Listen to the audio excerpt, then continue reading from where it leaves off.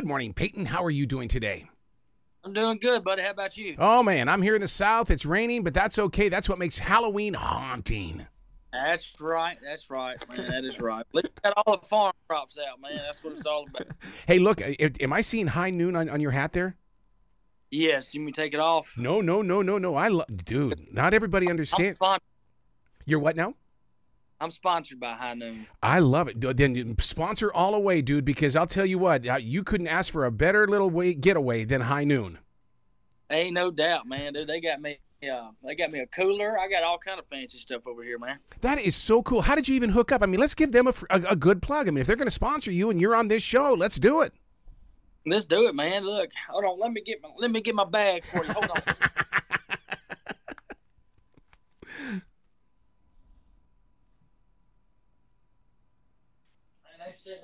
They got me a nice little fancy box here. Look at that. Let's see here.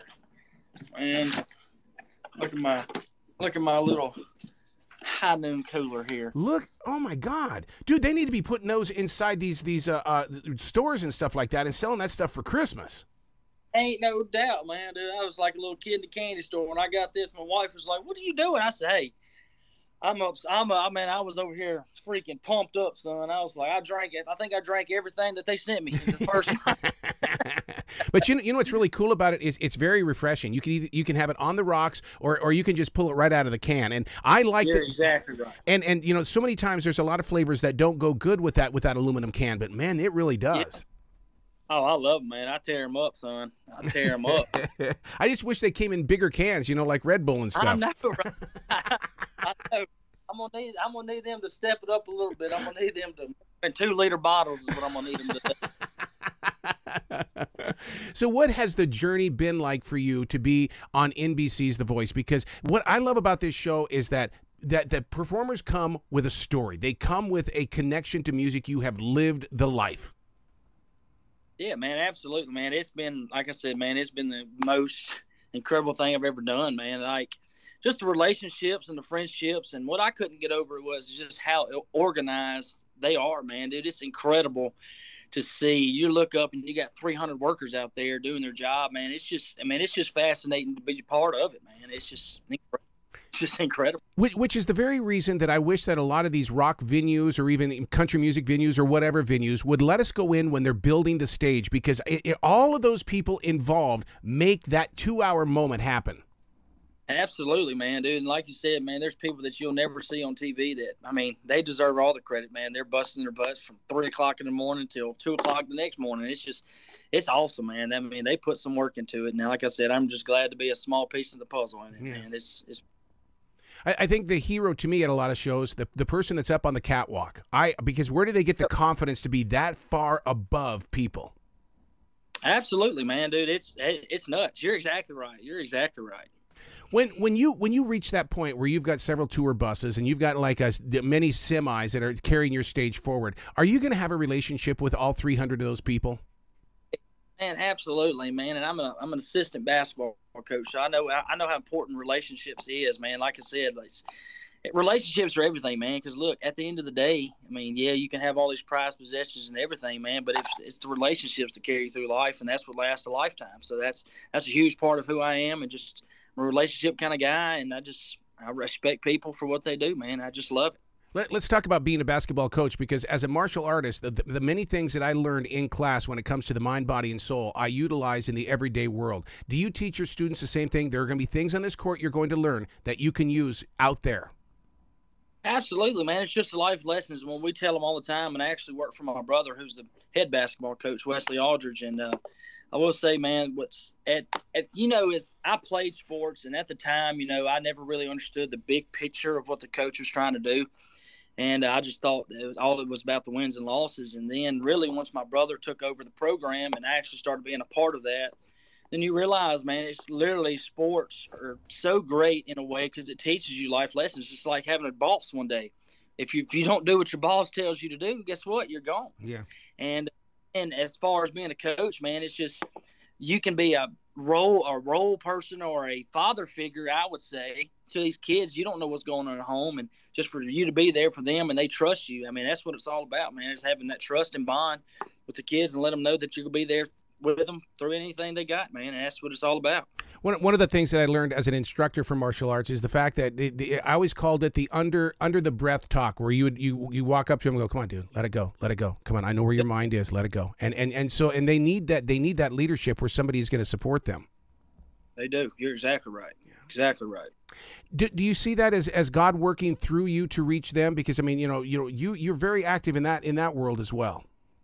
Yeah, absolutely, man, dude. I mean, I think the whole point of us being on this earth is to serve God, and just spread the love and spread the joy and just try to be the best person you can be, and I think that's what that carries you further in life than anything you do, man. Whether you're successful or not successful, that depends on what you see as successful, man. And my whole thing is I'm just trying to reach somebody, make everybody's day, man. I'm trying to make everybody not have a bad day. I'm trying to make everybody get up and just have fun, man. That's what it's all about. You ain't promised tomorrow, and it's just, man, you got to make the best of what you got, man. Well, we don't meet too many GFKs, grandfather kids. I'll tell you that, because you're. Right. I think you guys get away with a little bit more than a regular PK, Ain't no doubt.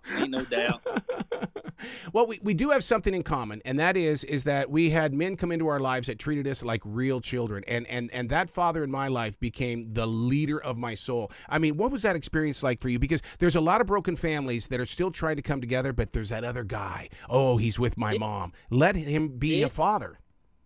That's right, man. And like, I don't have any hard feeling towards my real dad at all.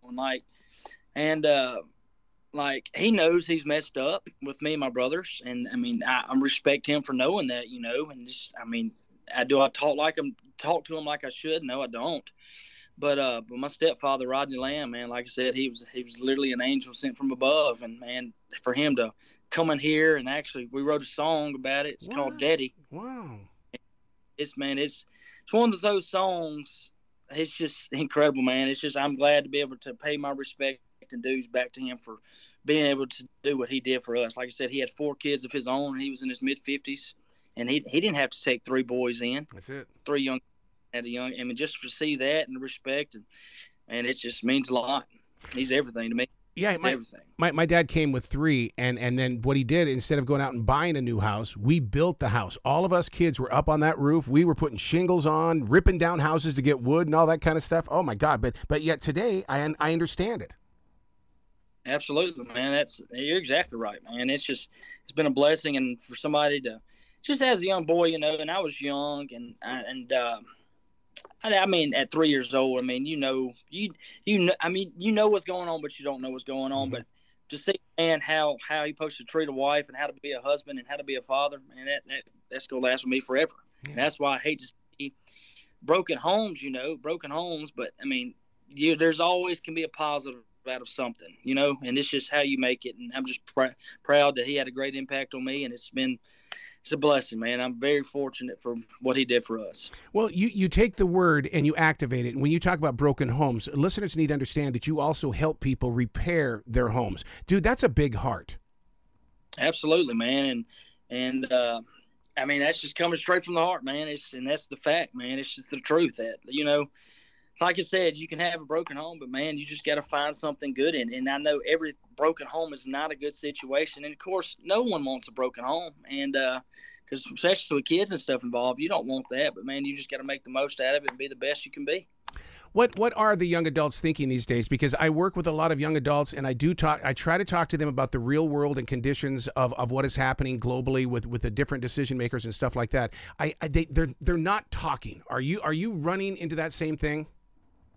Man, I kind of, which me and my wife, we're young. I'm like I said, man, and when you look at the numbers, what you see is that not all relationships last, you know what I mean? The numbers are very small, and then you got all this other stuff going on in the world, man. But me and my wife try to be just the best we can be, and we don't get into politics. Mm-hmm. We don't get into nothing, man, because I think that politics and even religion for that sake, and I'm a Christian and I'm a Baptist, I think that when you start getting into getting into politics and getting religion, all you do is persuading people to go this way, this route, man. And I think it's just big turmoil. And I think that, I mean, it's just one of those conversations that I feel like you kind of, I mean, stand up for what you believe 100%, but I feel like you shouldn't push nothing on anybody. You know what I mean? Yeah, I do, because my pastor, Stephen Furtick at Elevation, will always tell us, sometimes all you have to do is just wear your Christianity. You don't have to say anything, just wear it.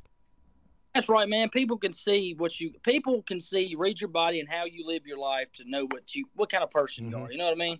Mm-hmm. Absolutely. I got to tell you something, Peyton, and you blew me away when you did More Than Words from Extreme. The group Extreme was in my studio in the 90s, and they sang that song to us live on the radio. Yes, they did. That's awesome, man. It was, and when I first, in which I'm terrible when it comes to, when someone says a title or something, I'm like, what in the world am I saying? When we got the thing about saying we're singing More Than Words by Extreme, and the woman was looking at me, I said, I'm going to be completely honest with you. You got to play it, because I don't know what the heck this song is. you got to play it, because that stuff don't register. I'm like, I got to hear, man. I mean, my reading comprehension and all this other stuff ain't very good. But I was like, I've got to be able to hear this stuff. I can't go by titles. But when I heard it, man, I was like, oh, yeah, I've heard the song. It's a great song, man. Great song. Well, see, and that's what, that's one thing I've learned about music these days. It's like it's faceless, and the title, we're not remembering it. But yet when we hear it, it takes us back to that moment. And I've always wondered, what is the next step for musicians as the leaders of their own promotion teams and stuff like that? How do we plant that seed so that people can care? Because we rely on those listeners to carry it forward for us. Absolutely, man. I just think that, for me personally, I think a song, which, today's music is not what I feel like me and you consider great music. Mm-hmm. It's just all about what the listeners want, and really about what you want to do, and just really how you want to tell your story. I mean, I've had people tell me that's been in the business for years, and they just said, man, stick true to who you are, and that's about all you can do, man. Yeah, they always.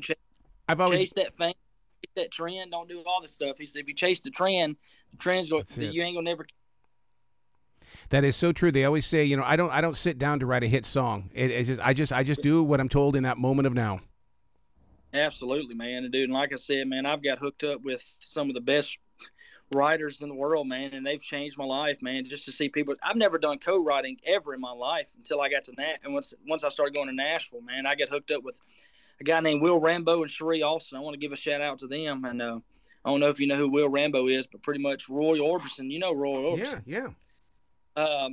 Pretty much took my buddy Will Rambo in and brought him to Nashville. And like I said, he's the top hit maker today. And Cherie Austin, and she's a huge hit maker. She wrote cuts for Blake Shelton, George Strait, and all them people, man. I love it. I absolutely love songwriting. Peyton, that's the side of the radio industry that a lot of listeners don't understand. There used to be a time when we were on the air, we wrote down who wrote the song. We had to keep a log of that kind of stuff for ASCAP BMI. These days, they have computers to do that. I think that's one of the missing things that's happening, because even the people on the air don't know the writers of the songs. And the thing about it is, and I think that's a big part of. I mean, I feel like I'm very loyal, man. And the thing about it is, I wouldn't be here or be in my spot if it wasn't for people pushing me. So why leave out the people that's pushing me to be the best I can be? Even every song that we write together, man, I promise you're always going to hear from me. I promise you. You're going to know who the songwriter is, and I promise you, they'll never get left out, because, I mean, if it wasn't for the song, everything starts with the song. I don't care what no one says. It starts with the song and the writers behind it, man. And the thing about it is, I feel like they get left out all the time. And I don't know, I couldn't do what I do without them. So I just want to give them a shout out, and that's how it's always going to be for me. I mean, they're always going to. Yeah, and I'll tell you what, and we need more people like a Brandy Carlisle, who's done that documentary on Tanya Tucker, where we were taken behind the scenes and stuff. We need more of that. Absolutely. People enjoy that stuff better, man. I mean, it's because it's the raw deal, and I think that's what the listeners and the viewers want to see. So are you filming anything? I mean, this is that day of Instagram and TikTok. Oh man, yeah. Which I'm not a technology guru by any. I'm telling you, man, I am. I'm just. I guess you consider me old school when it comes to stuff like that. And no, man, I've been putting videos out on TikTok and trying to get on all that stuff, just to kind of help me out a little bit. But no, I enjoy it, and I just love seeing different artists and different people that you might not hear on the radio that are just as good and talented, And it's just, I think that for me, it's pretty cool just to be able to see people share their music. I mean, the thing about it is, it's so easy to put your stuff out there, and it's just, and why not take advantage of that? You bring up a very interesting point there, because one of the reasons why I enjoy listening to Sirius XM is because they have a channel that'll play the top 5 of all the different streaming channels, and I'll land on the TikTok channel, and I have no idea who any of these artists are. I didn't even know they did that. How cool is that? Yeah, you blew my mind. I didn't know they did that. And what it does is it introduces the world to people like yourself, sir. Yep, absolutely, man. That's what I'm saying, man. It's just, and back in the day, I mean, you had to go to the labels or go wherever you had to go and hand these people your music, and which I think is still so cool because people load up in their cars, whatever, back and go to the labels and drop their music off. And now, man, the labels can just pick you up from seeing stuff that you put on the internet. Mm-hmm. I mean, you can do it from your. It's just, there's always a positive and negative to social media. And I try to stay, like I said, I try to stay off all the political stuff. And but no, I think there's so much positive towards technology. I would rather have a conversation over what style of barbecue you have rather than talking about politics. Hey, absolutely. I don't get into it. It's a losing battle, man. It's a losing. Are you going to do any of what I call the Patsy Cline radio tour? Because I mean, that's one of the things that I really love about being in the radio industry is when the artist comes in and they do a private session for listeners as well as just to help promote their music. Oh, absolutely, man. If I get that opportunity, you better believe I'll do it, man. I'd rather be in face-to-face anyways and just be raw. I love that. I love that part of the game. Yeah. Absolutely. I'd love to do that. Yeah, because I met Dan and Shay when they were like, hey, here are these guys. They're promoting a song, and their name is Dan and Shay. And I go, what? What is a Dan and Shay? And then look at them now. Man, that guy can sing, son. He can sing, bro. Oh, my God. So what is your website where listeners can come and give you lots of love and start giving you a lot of push on your sound? And are you doing any merchandise? I know you got the High Noon. Are you going to do some merchandise with High Noon? Oh, absolutely, man. I've got a what's the name of, I'm terrible with technology. You can go to my Instagram bio. My Instagram is the Peyton Aldridge. And I've got a link in my description. It's got all my merch and all that good stuff on there. And, of course, I got Facebook, the Peyton Aldridge as well, Peyton Aldridge Music, and all that good stuff. The only thing I don't know how to work is the Twitter bird, man. I hadn't figured that bird thing out yet, so I stayed off of the thing. Well, when you come to Charlotte, we got to get together for lunch, all right, man, so we can have a face-to-face. I would love to, buddy. I would love to. Well, you be brilliant today, okay, sir? Absolutely. Tune in and watch it tonight, man. It's going to be a fun show.